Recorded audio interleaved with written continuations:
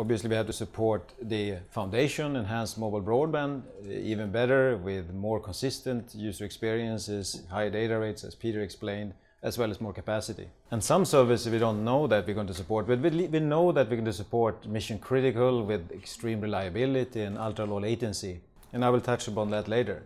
We also have to support the connectivity of the massive IoT, or a lot of small, low power, low complexity devices. And an interesting point there is we can actually take the LTE IoT solution that we have today, since it's really optimized, and actually plug it into the NR framework as the initial as a solution for IoT in NR, thanks to this new flexible framework. But to start with, it's really LTE IoT that's going to connect the massive IoT starting today. So we want to support diverse services with the scalability address and extreme then variation of requirements. So the second area about spectrum is also very important, because one of the reasons for 5G too is also to get access to a lot more new spectrum in specifically higher bands, but also spectrum types. I mean, one thing we did at LTE, we added support for unlicensed spectrum after we have started to design it for licensed spectrum, and that is with LAA that Peter was talking about. But an interesting point here, when we look into this new flexible framework and we have new access to new shared and unlicensed spectrum, we can do things differently since we start from scratch. I will talk about that later, but sort of a revolutionary path of using unlicensed and licensed spectrum versus the evolutionary path is to support similar to LAA and standalone operations. And a diverse deployment I think is important too. Not only the traditional macro network from mobile operator, but also direct links, device to device, vehicle to vehicle, like for C-V2X and cars. So we see this then as this unifying connectivity fabric, because it can support so much more, and also have the flexibility for future innovation, because you can support things that we can't even imagine today. So that's part of a lot of the new innovation, is to create this flexible platform. But the first focus is really on enhanced mobile broadband. So let's look where we are. We led the acceleration of the 3GPP standard last year with a lot of companies. I think we had 30 companies with us in the press release in February last year. The global standard where all mass deployment of scale is going to happen in 2019. And it's thanks to that acceleration that enabled the first phase to be completed right before Christmas actually, to enable the first deployments or trials in this year, and then first commercial launches as early as 2019, the beginning of 2019. So I mean, I showed it on this slide. Is it here? You know, we completed the standard right here, right before the holidays, and we're here now. So the next phase is to complete the standalone mode that Peter was talking about. So then we have the first phase early 2019 of 5G NR. But at the same time, we're already starting to work on the next phase. We'll release 16. So the first phase is enhanced mobile broadband. The second phase is really about the expansion of the mobile ecosystem. So I will cover that a little bit in the end of my presentation. So Peter already mentioned it, but LTE is the foundation to the 5G mobile experience. And in fact, LTE is going to be submitted with 5G NR to meet the IMT 2020 standard. So you need both to be successful in 5G. You need the foundation in gigabit LTE, the LTE IoT services, the continued evolution of LTE, and the continued evolution. So this 5G standard for release 15 for enhanced mobile broadband is complete, and that is enabling us then to drive the the trials this year as well as commercial launches early 2019. So let's look into some of the foundational technology that defines 5G, and release 15 sets the foundation for enhanced mobile broadband and beyond. So I don't know if it's here. Is it on here? It's not on, or because okay, I stand here then. So this is an example of 5 key innovations for making 5G a reality, and also the foundation that makes this flexible framework to support new and unforeseen services. So the first one here is the scalable OFDM-based air interface. And that allows us to address spectrum from low bands like below 1 gigahertz to mid bands and say 3.5 gigahertz up to millimeter wave with the same fundamental technology. So then we know that also LTE is based on OFDM and using OFDMA and single carrier FDMA which is used for 5G NR. So you might ask, so where is the new innovation?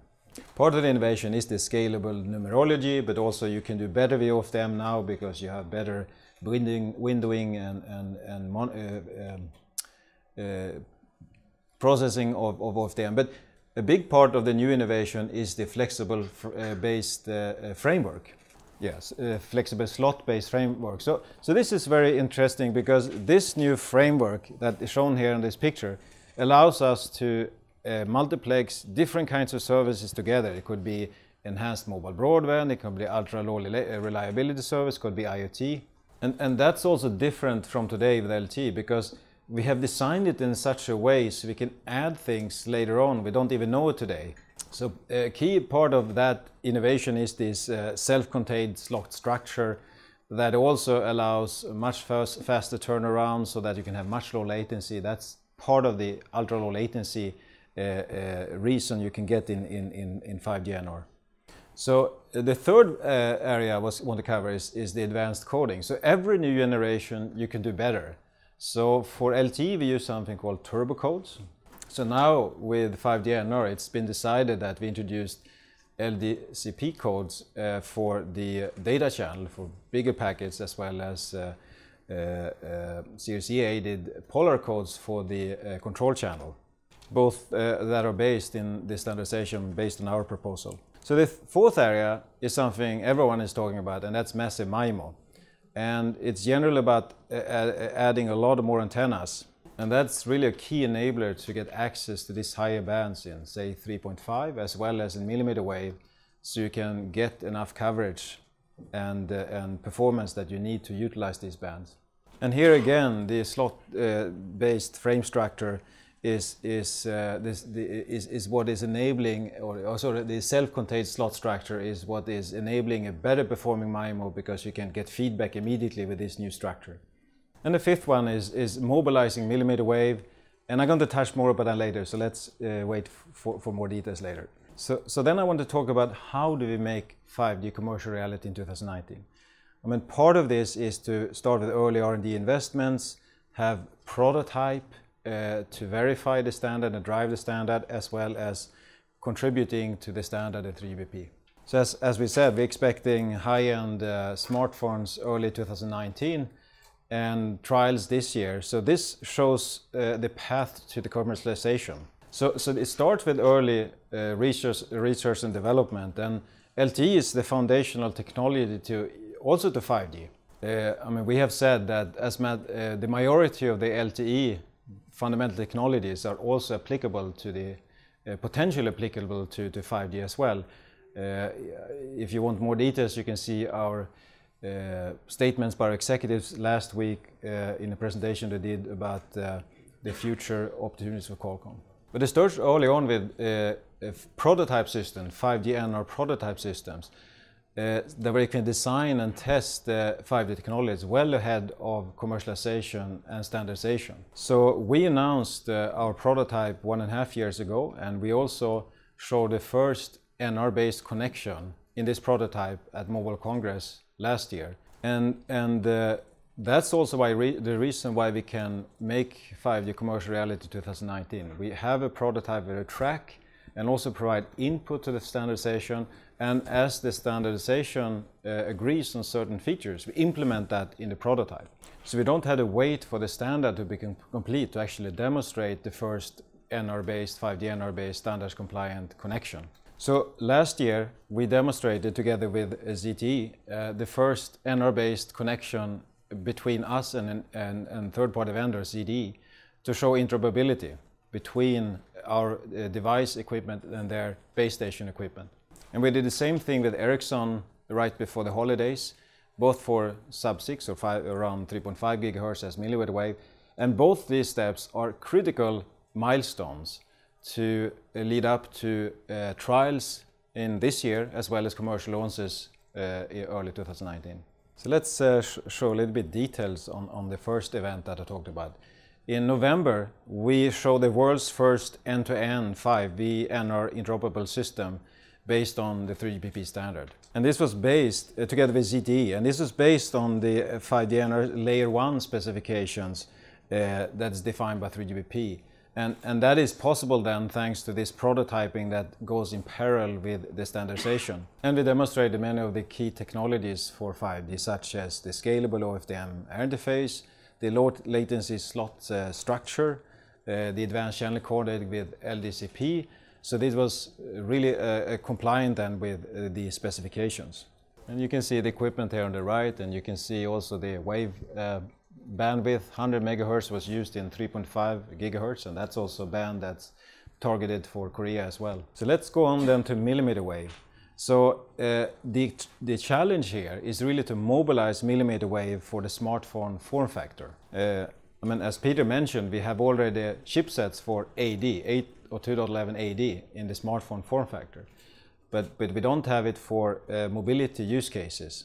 So with the fast beam steering and switching and so forth, we get the seamless user experiences with mobility. And we know that millimeter wave is very challenging because it doesn't propagate very far. We talk about very dense network with topologies and reuse of between site 150 to 200 meters. But the challenge helps us too, because you get a lot of more reflections. We can get non-line of sight mobile experience thanks to reflections between buildings and so forth. But still, since we have these propagation challenges, it's very important to have this tight integration with LTE, gigabit LTE, a foundational layer, or 5G NR at the lower frequency band. So this next slide then is showing what we did with Ericsson right before the holidays.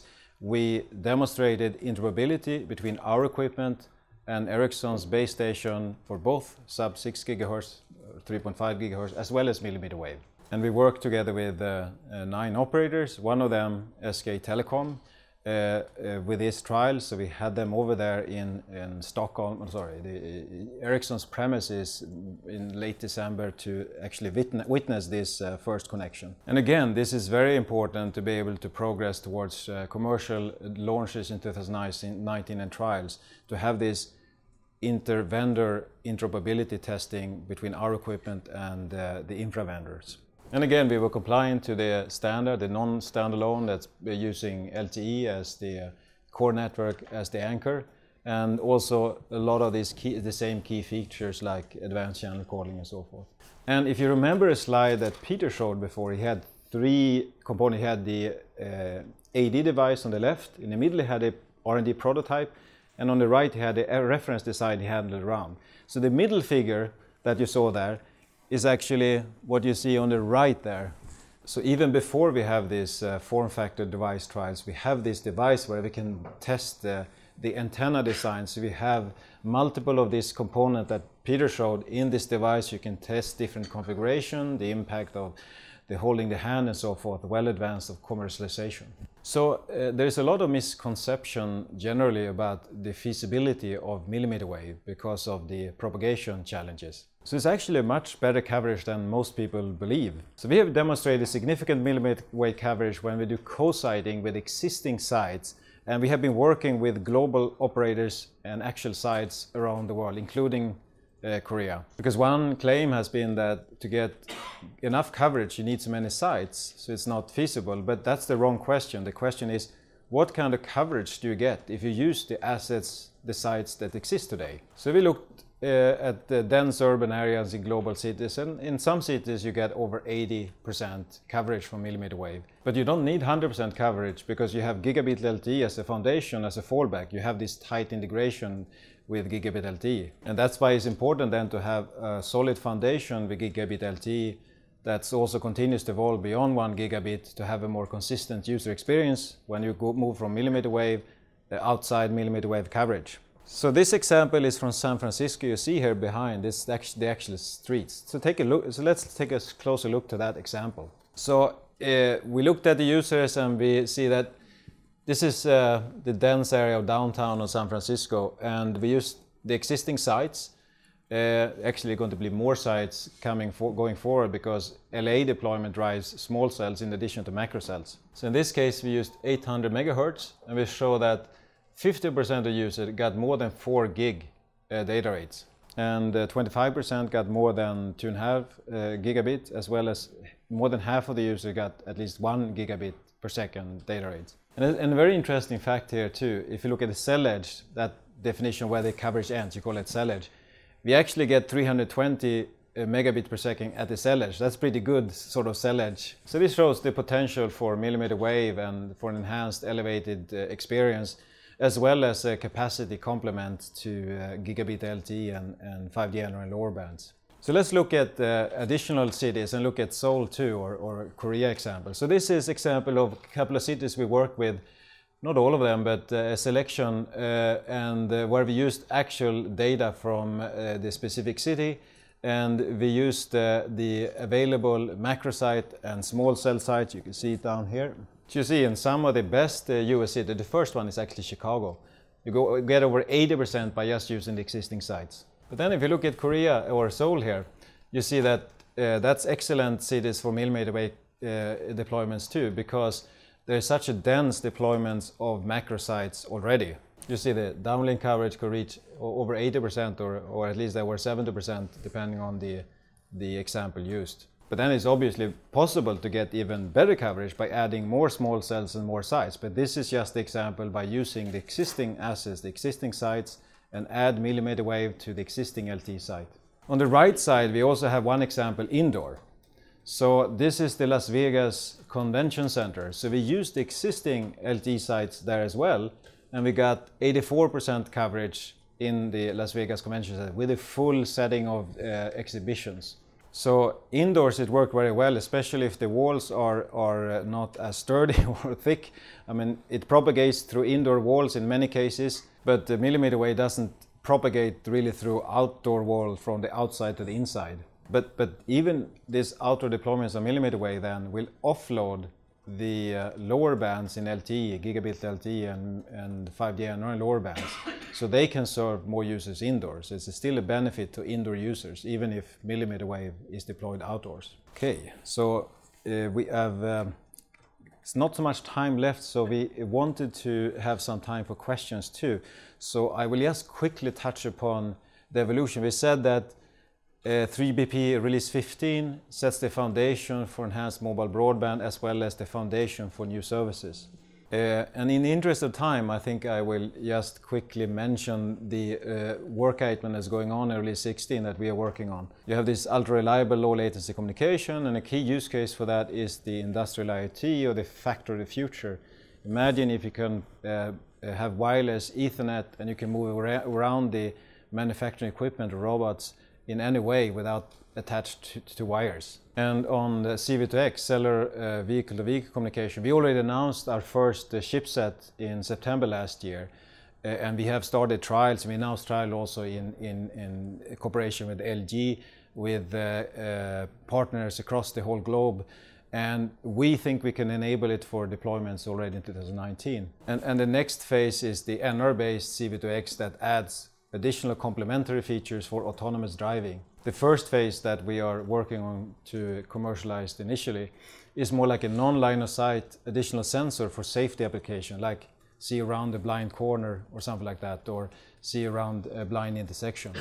And then we also expect to see this work item on, or study item on 5G NR in unlicensed and shared spectrum to start. And as I said earlier, there's an interesting opportunity to do more like a revolutionary path for new spectrum, as well as supporting the unlicensed solutions that we have today, like an NR-based LA and so forth. So just to wrap up then, so I explained some of the fundamental technology innovations that that enables the enhanced broadband experience, as well as setting up for the future evaluation expansion into new use cases, and how we're making 5G NR reality, commercial reality 2018, including millimeter wave. But 5G NR is really about all spectrum bands, from low bands to mid bands to high bands. And we didn't really have time to go over that, but now the time is starting to drive the 5G NR evolution expansion beyond mobile broadband to the factory of the future, to NR-based CV2X, to unlicensed spectrum and so forth.